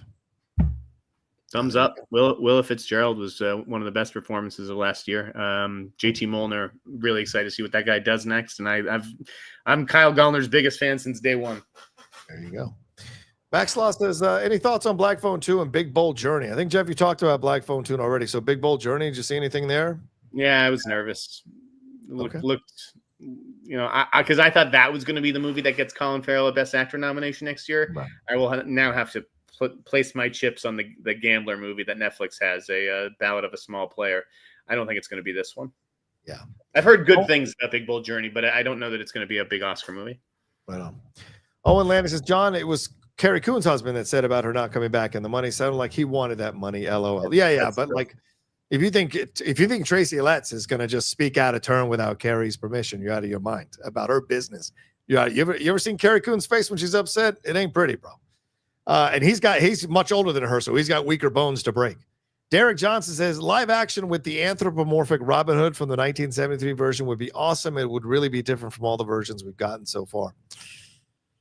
I just don't think people are like Robin Hood. I just don't think that's an excitement, right? I mean, that was one of the more closet favorites of the Disney ones. Dude, it's just like, this is stuff our parents grew up with, The Count of Monte Cristo and Robin Hood, and just like the world has moved on, man. I don't care about any of that stuff.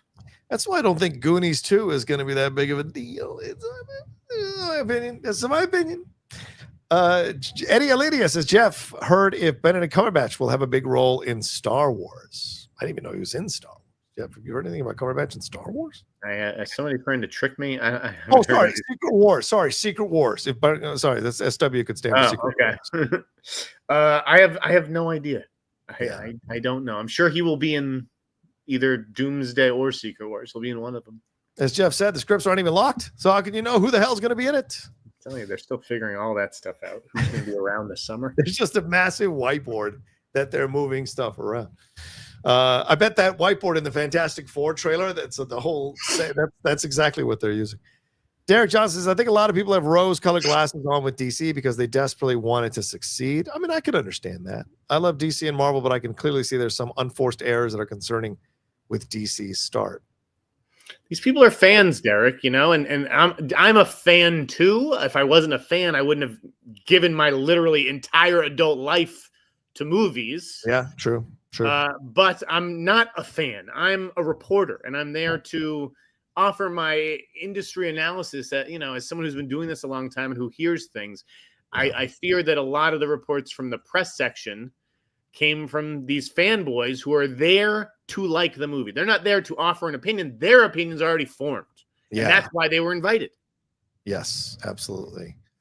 All right, let's move on from there. What do we got here? Oh, Derek says, wait, where am I at? Oh, sorry about this. This is it. Channel name. Sorry if this has been asked before, but what's going on with these Meryl Streep and Narnia stories? Is Aslan a lioness now? LOL. Yeah, Jeff, it did come out that rumors were saying that Meryl Streep is being looked at to be the voice of Aslan in this Narnia film. What do you think about this? Yeah, I think Nexus Point News broke this, and I think that, obviously they were right. The trades have since confirmed it. I picked it up a day before because it passed the smell test. Like, if you want to do something a little bit different, it's Greta Gerwig, girl power. Why does Aslan need to be a male lion? He doesn't. Yeah. He doesn't, truthfully. There's really no difference. And Meryl Streep is fucking Meryl Streep. You know, we consider her with Daniel Day-Lewis sidelined, although I know he's coming back for his son's movie this year. She could be the greatest active actor, and we have barely seen her on the big screen in like 5 or 6 years or something. Right. So a huge get for Greta. Kudos to Meryl for taking it. I think this makes total sense. Yeah. Brit XOXO says reaction to A Big Beautiful Journey with Margot and Colin Oscars. Not getting that vibe. Okay. All right. Derek Johnson says, I've had dogs my entire life and haven't been met or been around one dog who's never been able to feel their owner's emotion or pain to comfort them. I'm still going to give the movie a shot. Yeah, I agree, Derek. I agree. Derek also says, He-Man is a power fantasy. If they stick to that, every Gen Xer will go see it. Dungeons & Dragons is way more niche than people think. Over the years, it's gotten more popular, but He-Man cemented its existence during our formative years.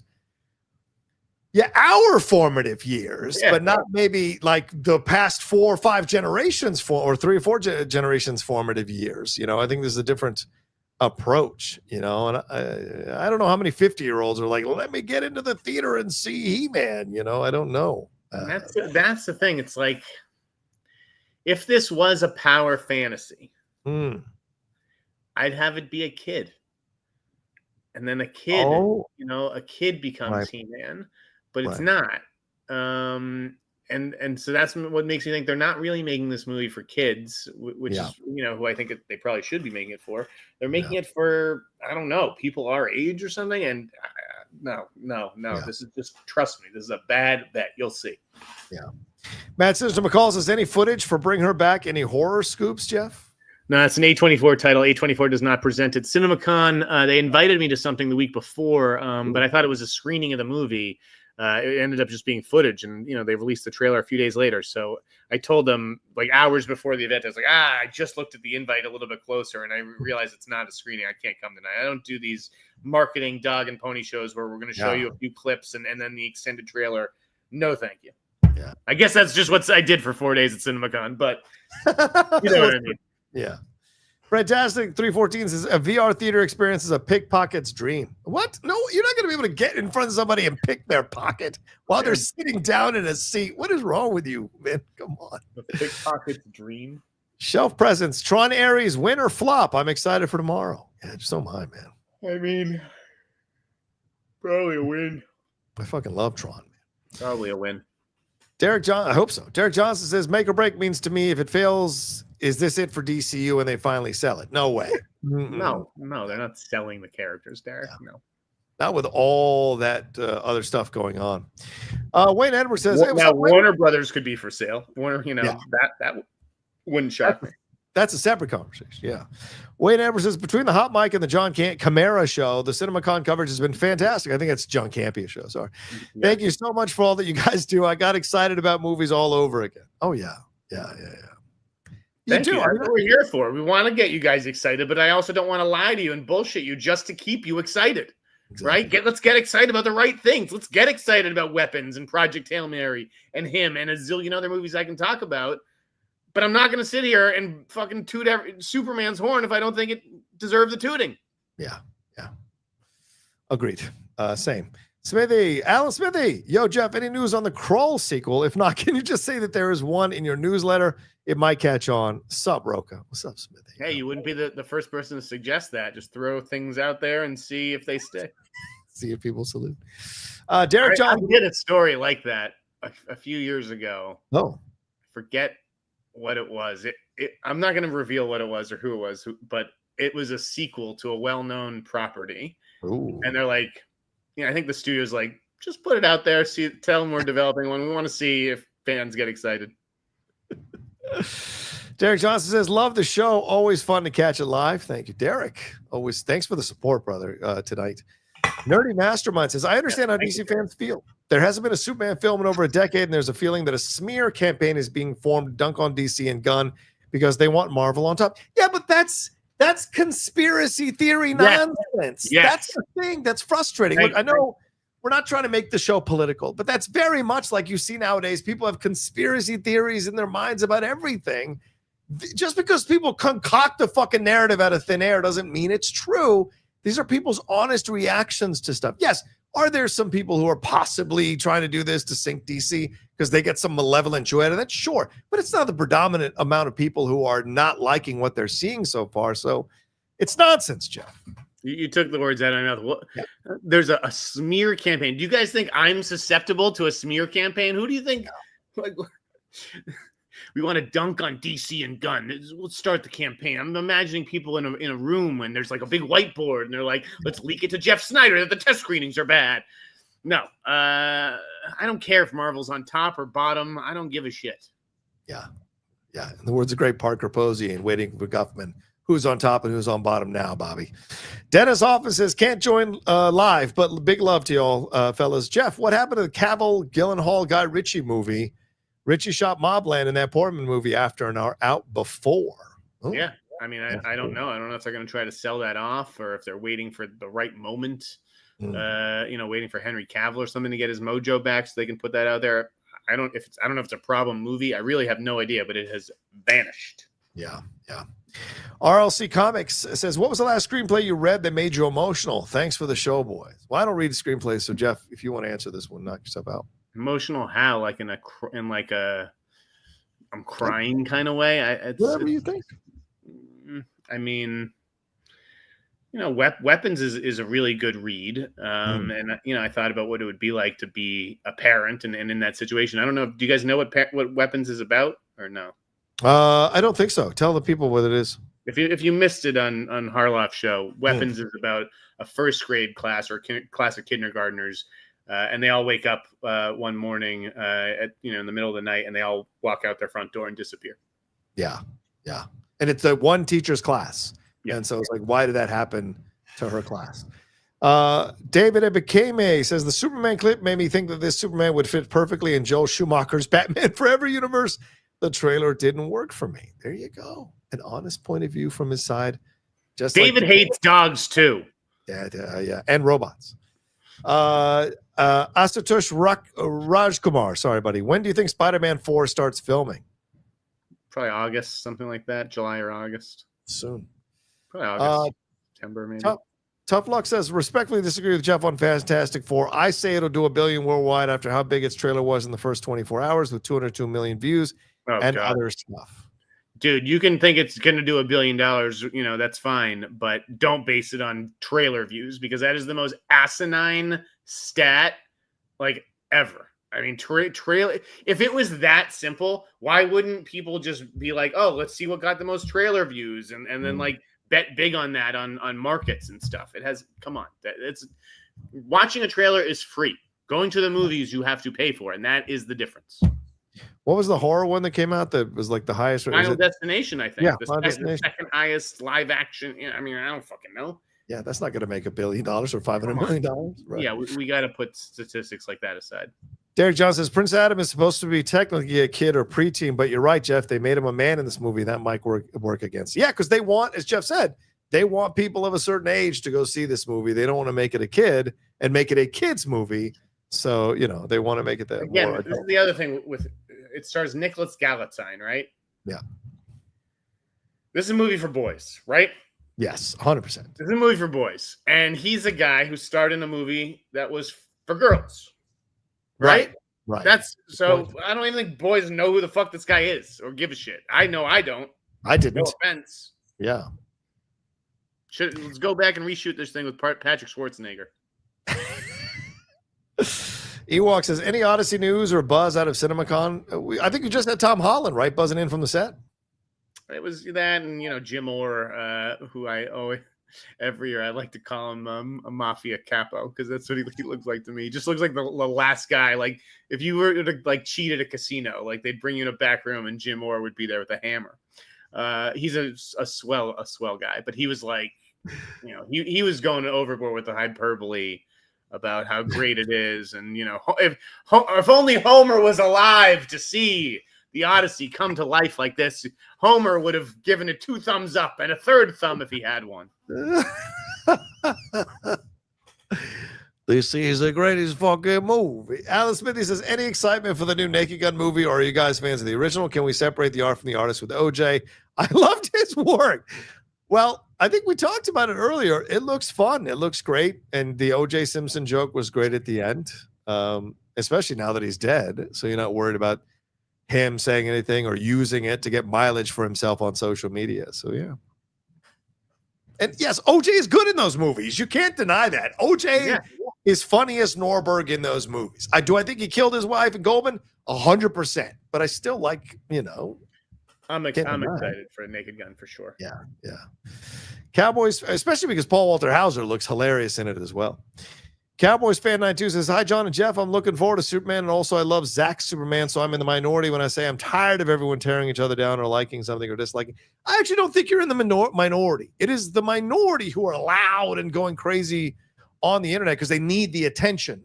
A majority of people don't need that kind of attention and kind of sit in the middle. It's just diluted by the fact that loud people are supposedly the majority, but they're not, I don't know. What do you think, Jeff? Am I wrong on that? Yeah, I mean, I'm tired of people tearing down people for liking stuff too.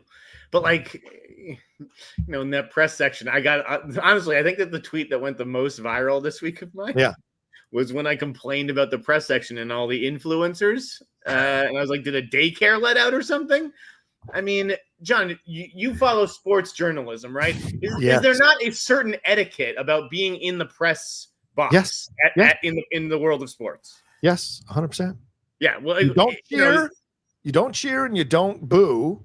You watch and report. Yes, and again, it's fine to clap and to get excited about movies, and I'm like Tom Cruise in the building. Fuck yes.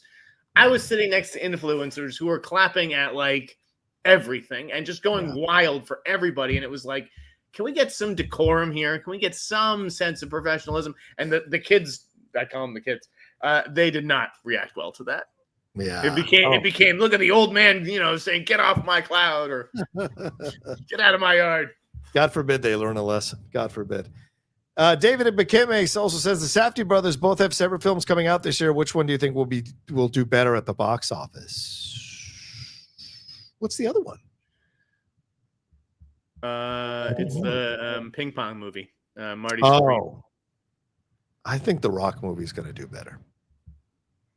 I don't know, who cares about a ping pong? That's tough. Yeah, I guess I'll go with that just because of the UFC connection. But there's a curiosity. Tough to bet against Timmy. Yeah, it's easy to bet against The Rock. Sorry, come on. Buck Teeth Bandit. Hey, hear anything about Batman 2 at all? The filming time? No, they didn't say shit at the Warner Brothers panel, Jeff. Did they? About Batman 2? No. Yeah. Peep. Not a peep. Yeah, curious. I am Savvy Mike 96 TV says, Sneider, love your coverage for CinemaCon. Camping and his crew did great as well. Why didn't you all link up for a collab? Will we see the Outlaws at CinemaCon next year? Keep up the great work. I'm getting too old for that shit. No offense. I loved it the one year I went, but as Jeff just said, if there's influences in the press box, fuck that nonsense. I don't want to. It's an exhausting week. Yeah. It is an exhausting week. Yeah. I mean, I was totally wiped by the end of it. I'm getting a report about Superman here on my phone. I don't know.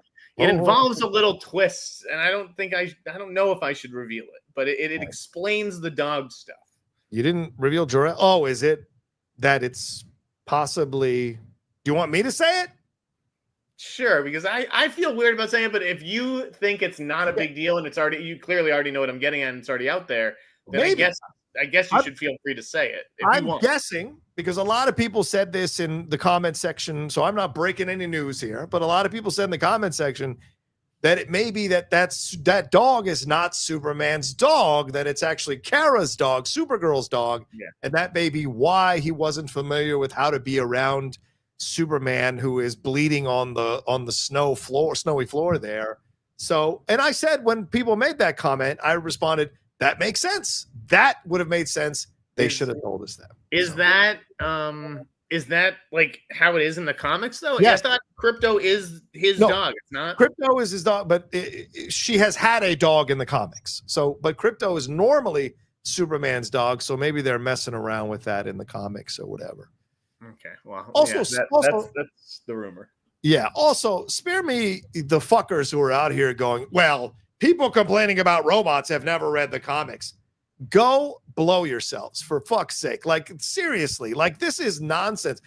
they're not going, you know what? They don't want to shame you into the theater, for fuck's sake. You're supposed to get people who didn't read all the comic books. I saw someone comment, the true nerds really get what's happening. It's like, fuck you. You're already going. They want to get the casuals in. And if the casuals are like the robots aren't working or crypto isn't working, then you're losing money. So I go crazy. These guys need to masturbate about their comic book knowledge. That is 100% true. I was going to say the same thing. You know, where people accuse me of like, oh, well, he just doesn't get the character of Superman.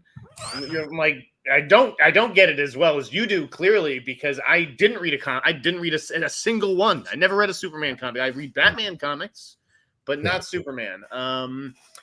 And so, yeah, that's because there is always something a little boring to me about the Boy Scout. Yeah.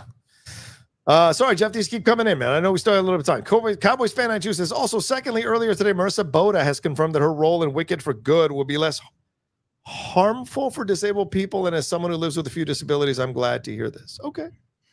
Yeah, sure. I understand that concern, brother.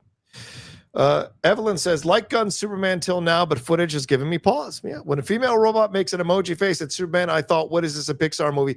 Evelyn, I agree. I said the same thing in my reaction. I don't know why she's fangirling over Superman because he smiled at her. They're robots. It's a very odd thing to me to see that. I don't know what the logic behind that is, besides some maybe misguided attempt at cutesy humor. I don't know. What do you think, Jeff? I didn't love any of the robot stuff. Yeah. But I will say, I was very positive about the Fortress of Solitude. I like that contraption that brings the sun. It makes sense that he would feel pain being healed. So I liked all of that. But the dog stuff and a little bit is that another thing? That's another thing I didn't get. Like, does the sun okay? I had no idea. The sun heals Superman. Yeah, absolutely. Sun. That's since the dawn of it heals all of us. I mean, is that special? Well, a little bit quicker on Soup's part. So anyway, all right. CB the Legend 11 says, better box office now, Superman or Fantastic Four? I would lean towards F4 right now. What do you think, Joe? I don't know. I don't know at this point. I fear it may be Fantastic Four. Yeah. But ask me again after Thunderbolts. But there's been no negative buzz around Fantastic Four, and I think that's the difference, you know. David, and it's not a conspiracy theory. Jesus. David Ebekeme says, are Matt DeLuca and Pam Abdi still on the chopping block at Warner Brothers? Keep up the great work, you guys. I mean, they came out and introduced the Warner Brothers slate, Jeff. So do you think they're still on the chopping block? I mean, yes. I think that Minecraft buys them some time. Right. But yes, I think that their fates have already been written. Yeah. All right, let's hit the Streamlabs, and then we'll get on out of here. Jonathan says, I don't want to bring the mood down in the show, but my dad found out that he has ALS. Oh, I'm sorry. And the doctors have given him 2 years to live at the most. Oh, man.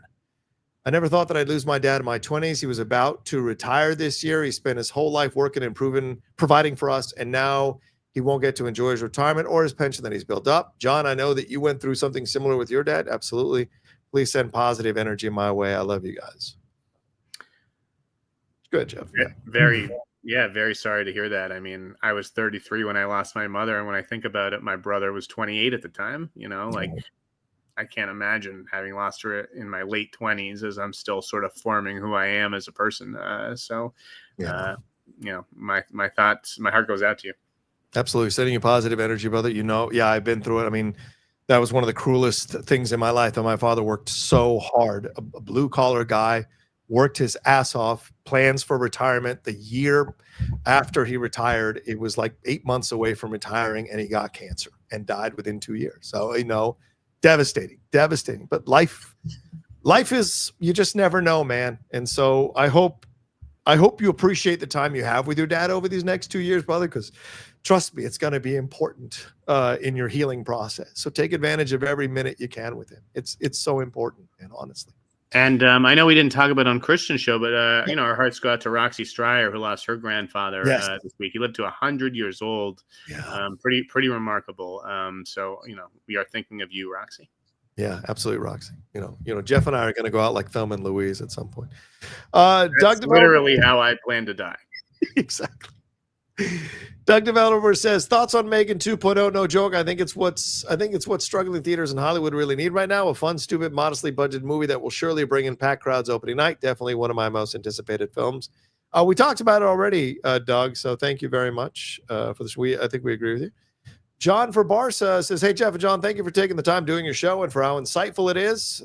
Do you guys know anything about Andrew Lincoln joining the MCU, or if he was ever rumored to be Reed Richards because he looks like a great Reed Richards?" No, he's not. He's not a guy I really hear rumored for movies very often. Yeah, true. SST5 says, "Still think there's a chance Pattinson can be in the DCU." I mean, anything's possible at this point, don't you think, Jeff? Sure. I mean, no, I don't really think that, but who knows? I mean, with these Avengers things, yeah, who knows?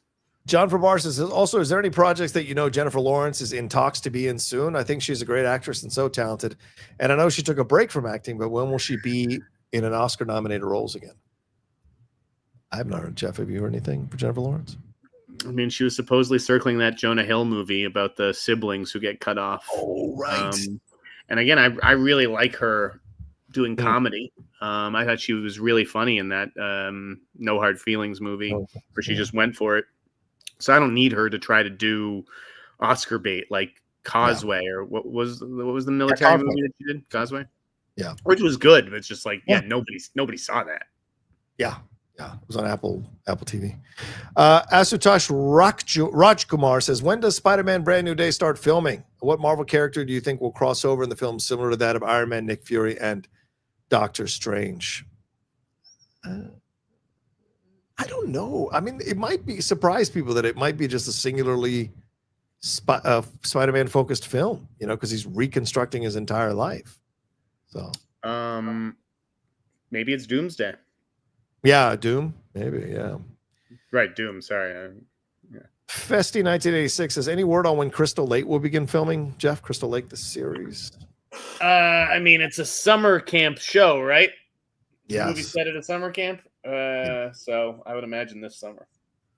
All right, as Mighty 1998 says, so what is going on with Fast and Furious? No mention at CinemaCon seems pretty concerning.